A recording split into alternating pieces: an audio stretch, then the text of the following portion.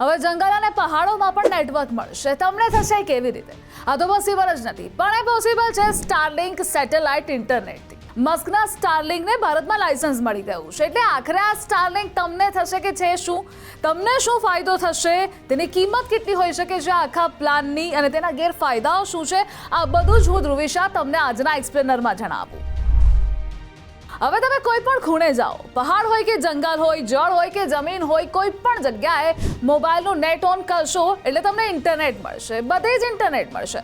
તમે ત્યાંથી તમે તમારા ફ્રેન્ડ્સ અથવા તો ફેમિલીને કોલ પણ કરી શકો છો, તેની સાથે કનેક્ટ રહી શકો છો. જે નેટવર્કનો પ્રોબ્લેમ થતો હતો તે હવે નહીં થાય, કારણ કે એલન મસ્કની કંપની સ્પેસ એક્સ ભારતમાં તેની સ્ટારલિંક સેટેલાઇટ ઇન્ટરનેટ સેવા શરૂ કરવાની તૈયારી કરી રહી છે. આ સ્ટારલિંક એ 2 મહિનામાં ભારતમાં સેટેલાઇટ ઇન્ટરનેટ સેવા શરૂ કરવા જઈ રહી છે. હવે એ જાણીએ કે આ સ્ટારલિંક છે શું, શા માટે તે ખાસ છે. સ્ટારલિંક એ સ્પેસ એક્સનો એક પ્રોજેક્ટ છે જે ઉપગ્રહો દ્વારા હાઈ સ્પીડ ઇન્ટરનેટ પ્રદાન કરે છે. તેના ઉપગ્રહો એ પૃથ્વીની નજીક ફરે છે, જેના કારણે ઇન્ટરનેટ ઝડપી અને સરળ બને. આ ખાસ કરી તે વિસ્તારો માટે ફાયદાકારક છે, જેમ કે ગામડાઓ અથવા તો પર્વતો હોય જ્યાં સામાન્ય ઇન્ટરનેટ નથી પહોંચતું. હવે ભારતમાં તેના ઇન્ટરનેટ પ્લાનની કિંમત કેટલી હોઈ શકે છે, તો એક અહેવાલો અનુસાર વિગતો પ્રાપ્ત થઈ છે કે કંપનીએ સેટેલાઇટ ઇન્ટરનેટ સેવા માટે જરૂરી સેટેલાઇટ ડિશ ડિવાઇસની કિંમત લગભગ 33,000 રૂપિયા નક્કી કરી છે.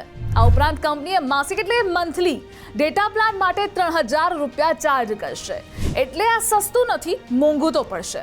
જો કે હવે મસ્કની આ કંપની એ 1 મંથ ફ્રી ટ્રાયલ પણ ઓફર કરી શકે છે, જેમાં તમે ટેસ્ટિંગ કરી શકો, તમને ગમે છે કે નથી ગમતું.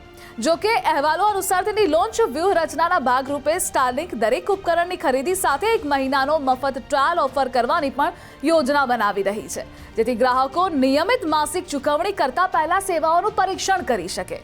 હવે આ બધું તો જાણ્યું, પણ તમને થશે કે ફાયદો શું થશે જ્યારે આ ઇન્ટરનેટ સેવા આવશે તો, કારણ કે તમારી પાસે મલ્ટિપલ ઓપ્શન્સ છે અને તમે બધા જ યુઝ કરો છો. તો સૌથી પહેલાં તો સેટેલાઇટ ઇન્ટરનેટના ફાયદાઓ દૂરના વિસ્તારોમાં કનેક્ટિવિટી વધશે. તે એવા વિસ્તારોમાં ઇન્ટરનેટ સેવાઓ પૂરી પાડે છે જ્યાં કેબલ કે મોબાઈલ ટાવરની પહોંચ નથી. આ સૌથી મોટો ફાયદો છે. હવે ગતિશીલતા, તમે તેને ગમે ત્યાં સેટ કરી શકો છો જ્યાં સેટેલાઇટ સિગ્નલ ઉપલબ્ધ હોય, પરંતુ તમારે પાવર બેકઅપની જરૂર પડશે, એટલે તમારી પાસે ભારે પાવર બેંક અથવા તો સૌર ઉર્જા બેકઅપ હોવું આવશ્યક છે. આ એક તમારે ધ્યાન રાખવું પડશે. હવે આ બધામાં સામાન્ય લોકોને ફાયદો વધારે થશે એટલા માટે, કારણ કે સ્ટારલિંક એ ગામડાઓ અને દૂરના વિસ્તારોમાં ઇન્ટરનેટ એક્સેસ પ્રદાન કરશે, જે ઓનલાઈન શિક્ષણ, ટેલિમેડિસિન અને વ્યવસાયને પ્રોત્સાહન આપશે. ઉપરાંત ટેલિકોમ માર્કેટમાં વધતી સ્પર્ધાના કારણે સસ્તા અને સારા પ્લાન એ ઉપલબ્ધ થઈ શકે છે. હવે આના ગેરફાયદાઓ પણ છે.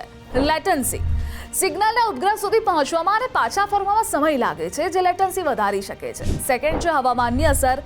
વરસાદ કે હિમવર્ષા જેવા ખરાબ હવામાનની સિગ્નલની ગુણવત્તાને તે અસર કરી શકે છે.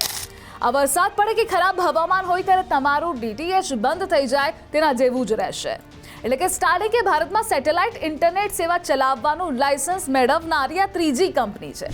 અગાઉ વનવેબ અને રિલાયન્સ જીઓને મંજૂરી આપવામાં આવી હતી. અગાઉ એવા અહેવાલો પણ સામે આવ્યા હતા આ જ સ્ટારલિંકના પ્લાનને લઈ કે ભારતમાં 840 રૂપિયામાં 1 મહિના માટે અમર્યાદિત ડેટા પ્રદાન કરશે. પણ હવે આ પ્લાનમાં ચેન્જીસ થયા છે. અપડેટ પ્રમાણે જો વાત કરીએ તો 3,000 પર મંથ ચાર્જીસ હશે.